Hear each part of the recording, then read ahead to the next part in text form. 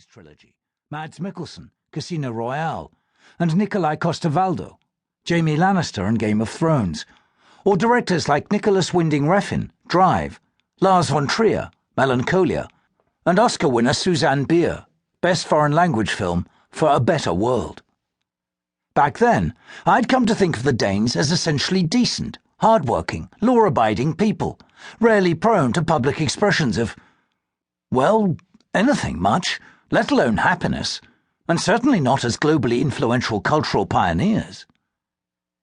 The Danes were Lutheran by nature, if not by ritual observance.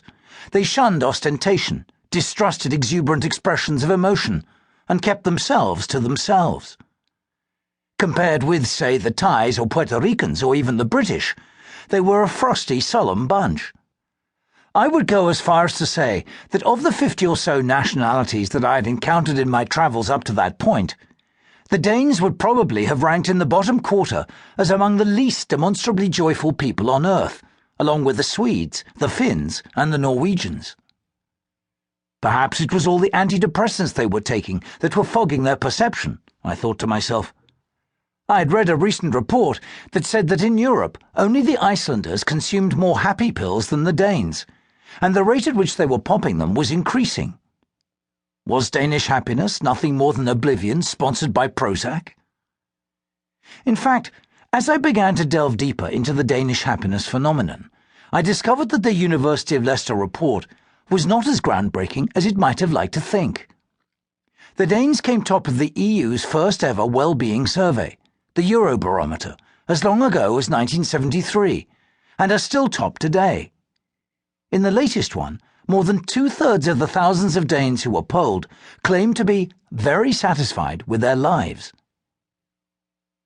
In 2009, there was the paper-like visit to Copenhagen by Oprah Winfrey, who cited the fact that people leave their children in buggies outside of cafes, that you aren't worried they will get stolen, that everyone isn't racing to get more as the Danes' secret to success.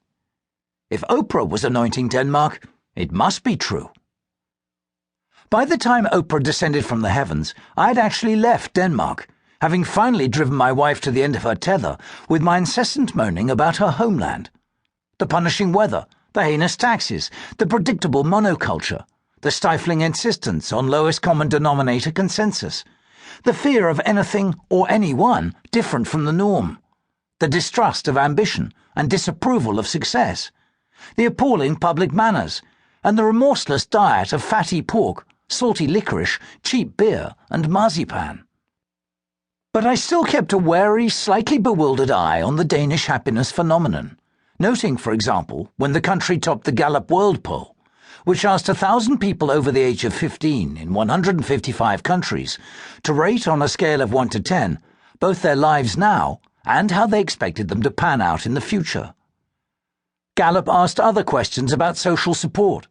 If you were in trouble, do you have relatives or friends you can count on to help you whenever you need them? Freedom.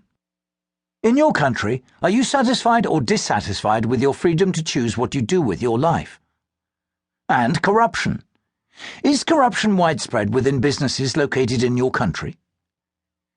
The answers revealed that 82% of Danes were thriving, the highest score, while only 1% were suffering. Their average daily experience scored a world-beating 7.9 out of 10. By way of comparison, in Togo, the lowest-ranked country, only 1% were considered to be thriving. Perhaps they should ask the ghetto-bound Somali immigrants in Ishai how happy they are, I would think to myself whenever I heard about these surveys and reports, although I seriously doubted any of the researchers ever ventured far outside of Copenhagen's prosperous suburbs. Then came the final crowning moment in the Danish happiness story. In 2012, the United Nations' first ever World Happiness Report, compiled by economists John Helliwell, Richard Layard, and Jeffrey Sachs, amalgamated the results of all the current happiness research, the Gallup World Polls, World and European Values Surveys, European Social Survey, and so on. And guess what? Belgium came first. No, I'm joking. Denmark was once again judged the happiest country in the world, with Finland 2, Norway 3, and Sweden 7 close behind.